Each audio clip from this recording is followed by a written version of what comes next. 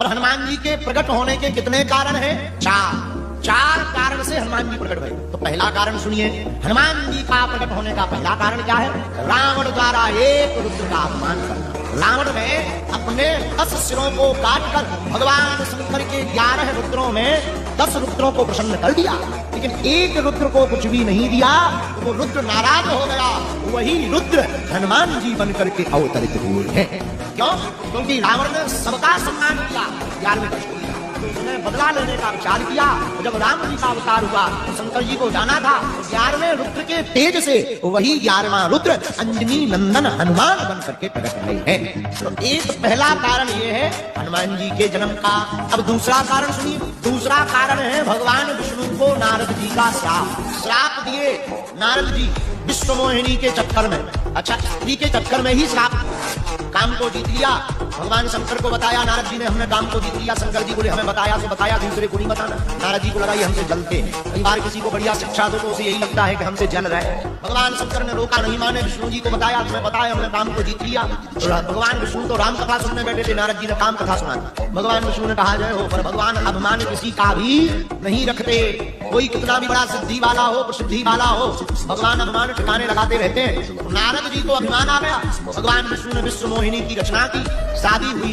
बताओ, नारद जी को भी शादी का भूत सवार हुआ। ये शादी के लड्डू बड़े खतरनाक हैं। जिनकी हो गई वो भी रो रहे हैं, जिनकी नहीं हुई वो भी रो रहे हैं कि हो जाए, और जिनकी हो गई, प्रायः बहुत लोगों को हमने देखा है शादी करने के बाद उन्हें संन्यास की बातें बहुत समझ में आती है। इसलिए लोग हमसे पूछ रहे थे कि आप शादी क्यों कर रहे हैं? हमें जल्दी सन्यासी बनना है। तो नारद जी को शादी का भूत सवार हुआ, शादी करना है। भगवान विश्व मोहिनी ने, भगवान विष्णु भगवान ने विश्व मोहिनी की लीला की।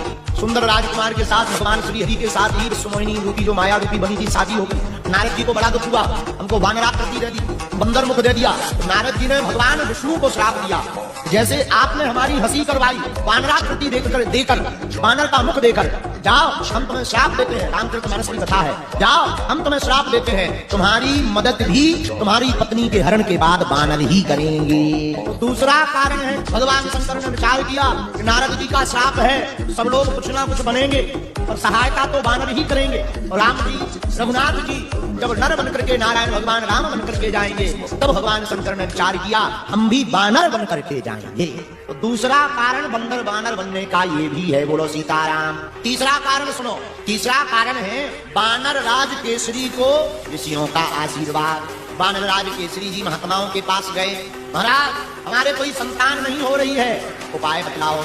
संतों ने भगवान शंकर का मंत्र दे दिया, इस भगवान शंकर के पंचाक्षरी मंत्र का जाप करो, इससे तुमको पुत्र की प्राप्ति होगी।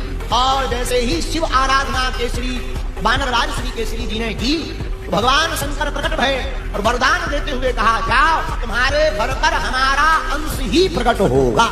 उस वरदान के कारण भगवान शंकर वानर बने। चौथा कारण सुन लीजिए। माँ अंजना को श्राप मिला।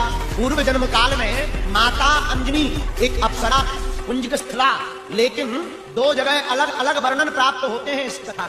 एक जगह वर्णन प्राप्त हुआ इंद्र के श्राप के कारण यह वानरी बनी, एक जगह ऋषियों के श्राप के कारण वानरी बनी। तो ऋषियों के श्राप वाली कथा को हमने स्पष्ट माना। यह माता अंजनी पूर्व जन्म में बड़ी सुंदरी थी, बड़ी दिव्य लगती थी, पर बड़ी चंचल थी। चंचल स्वभाव के कारण एक दिन ऋषियों का अपराध हो गया, बर्तन आदि गिर गए। ऋषियों के अपराध को बिना ऋषियों से क्षमा मांगे चलने लगी। तो ऋषियों को आदेश आ गया, तुम रूप से तो बड़ी सुंदरी हो पर काम बंदरिया जैसा करती हो, जाओ हमारा श्राप है, तुम वानरी हो जाओ। और माता वह अप्सरा रोने लगी, वही लड़की रोने लगी, हमसे भूल हो गई, क्षमा करो। संतों को दया लगी, ऋषियों ने कहा देवी रो मत, जाओ तुम वानरी तो बनोगी पर तुम्हारे घर पर ऐसा पुत्र होगा जो तुम्हारी कोप को अजर अमर कर देगा और स्वयं भी अजर अमर होगा। यह ऋषियों का वरदान पा करके, श्राप और वरदान पा करके दूसरे जन्म में वह अंजनी माता अंजना बनी।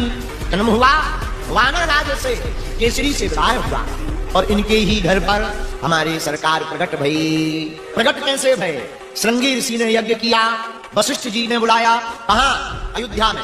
जब दशरथ जी को कोई संतान नहीं थी तो यज्ञ के लिए बुलाया। जब वहां यज्ञ हुई अयोध्या में, राम जी के प्रकट होने के लिए दशरथ जी ने की, तो अग्निदेव चरु प्रसाद खीर लेकर प्रकट भये। महाराज दशरथ ने उस खीर के पात्र को, आधा खीर कौशल्या माता को दे दिया, आधे में से आधे दो भाग किए, एक भाग कैकई को दिया उसी समय एक गिद्ध चील वहां से उड़ती जा रही थी। उसने कैकई के हाथ पर खीर का प्रसाद खाने का देखा।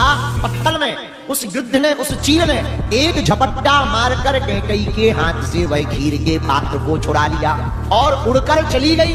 कैकई माता रोने लगी। तब कौशल्या जी ने अपना थोड़ा भाग और थोड़ा चरू जो पात्र था उससे प्रसाद खीर का निकालकर पुनः कैकई को दिया।